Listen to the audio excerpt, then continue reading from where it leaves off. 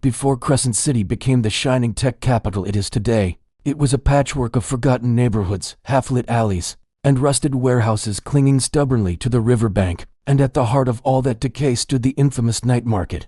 It was a labyrinth of tarps, flickering lamps, and vendors who sold everything no one else dared to sell. Clothes with their tags cut off, illegal pharmaceuticals, forged documents, hacked electronics, weapons hidden inside toys, and sometimes things darker than any law could comprehend. For decades, the night market was controlled by a single figure known only as the Butcher, a name whispered, with equal fear and respect. Nobody knew his real identity. Nobody knew his face. Some believed he was a former military interrogator. Others claimed he'd escaped from an overseas prison. But what everyone agreed on was simple. If you broke his rules, you disappeared. The Butcher's rules were few but absolute. No children harmed. No trafficking. No killing inside the market. No cheating the customers. Break any rule, and you didn't just die. You vanished as though Crescent City swallowed you whole. The police tried to shut the market down dozens of times, but every raid failed. Informants vanished the night before. Evidence burned mysteriously. Witnesses turned up dead in rivers. And whenever officers entered the market, every vendor had the same story. We don't know who runs anything, but someone did, and his watchful eyes missed nothing. The Butcher worked in shadows, moving through the market disguised as an ordinary seller, listening, observing. He knew every smuggler, every fence, every crooked cop. He kept his empire running not with money or bribery, but with fear, carved quietly into the bones of Crescent City. But then came the woman who would bring his empire to its knees, Detective Liane Calder, a relentless investigator with no patience for myths. She had spent 3 years obsessed with the night market after her younger brother, Eric, vanished there while trying to buy medicine he couldn't afford through legal channels. The police reports all dead-ended. The evidence evaporated. Everyone she questioned had the same look on their face, fear mixed with hopelessness. But Liane didn't give up. She went undercover as a vendor, selling refurbished radios and hacked phones. She spent weeks learning the winding passages, the stolen goods stalls, the drug dens disguised as juice carts, and the gambling tents decorated with cheap plastic lanterns. She learned where the pickpockets hunted, where the scammers hid, and where the bruised, terrified underworld runners whispered coded messages. More importantly, she learned that people disappeared, almost weekly, but their bodies never surfaced. There were tunnels beneath the market, she was told, old sewer lines, abandoned coal chutes, hidden cellars dug by desperate immigrants. Decades earlier, the Butcher used those tunnels, they said, to clean up problems.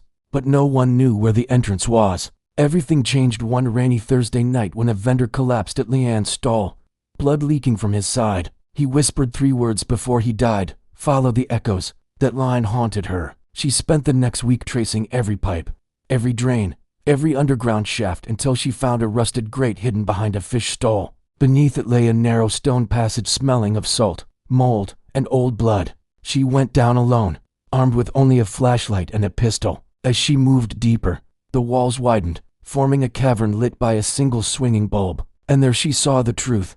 Dozens of crates filled with confiscated weapons, drugs, and stolen goods. But this wasn't just a hoard. It was all sorted, cataloged. The Butcher wasn't just a criminal. He was tracking every crime in the market. He kept detailed notes. He recorded conversations. He documented every smuggler and every corrupt cop. This wasn't an empire. It was surveillance. He was controlling the underworld the same way a warden controls a prison. Then she heard footsteps behind her. When she turned, a tall figure stood at the tunnel entrance, wearing a simple apron, gloves, and a mask made from stitched leather. His voice was calm, almost gentle. "You shouldn't be here, Detective Calder." Her blood ran cold. "You knew who I was." He nodded slowly. "I know everyone who steps into my market," he said softly. "I've kept this city stable longer than the police ever have." "You're a murderer," she said through clenched teeth. "No," the Butcher replied. "I am a consequence." He stepped closer. Liane raised her weapon, but the Butcher didn't flinch. "You want your brother," he said. "That's why you came." Her hands trembled. He reached into his apron pocket and tossed her a small metal chain. Her brother's necklace, the one he never, ever removed. She lunged forward, grabbed the man by the collar, and pressed the gun to his throat. "Where is he?" The Butcher's eyes were cold behind the mask. "Eric broke my rules. He hired smugglers who dealt in children. They used him as bait. By the time I found them, he was already dead." He paused. "I avenged him." Liane's grip weakened. She felt the tunnel tilt. Her brother wasn't missing. He was gone. The butcher continued. I tracked the men responsible. I buried them under the river. I closed their ring. I protected every other boy in this market. That was my promise. Liane felt rage and grief ripping her apart. This man had killed hundreds, yet he spoke like a guardian, like a necessary evil. Lightning cracked above them. Rain thundered against the ceiling. The butcher turned away. Leave, detective, he said. Your war is not with me. But Liane wasn't finished. She chased him into the tunnels, through dripping corridors and collapsing beams. She tackled him near an underground reservoir. They wrestled violently, knife against pistol, fist against bone, the water surging around their legs. In the end, the butcher slipped. He fell into the reservoir's swirling drain. Liane reached for him, but caught only air. He vanished beneath the black water. The market above collapsed into chaos.